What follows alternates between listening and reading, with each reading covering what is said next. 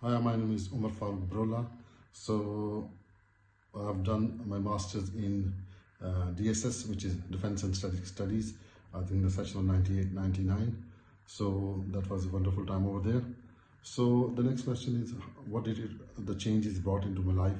I would say it's massive in a way, because when we done our intermediate or bachelor levels, we were not very research focused, so we came to know how to do the research at Qatar University, find the compare different facts and figures, and then develop our own opinion. So being independent opinion is a major change in my life that Qatar University ever, and it taught me to how to see the things differently and get your own perspective.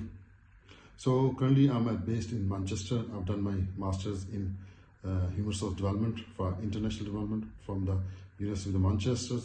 I engage with insurance department services roughly 7 to 8 years.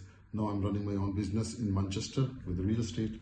So we deal with the properties like selling, management, or lettings, all kind of the properties.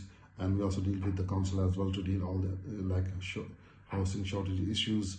I'm also an active member of the Labour Party on the panel, so I'm looking to contribute to the society, in the British society as well. So I just want to pay back what we have learned from there. Thank you.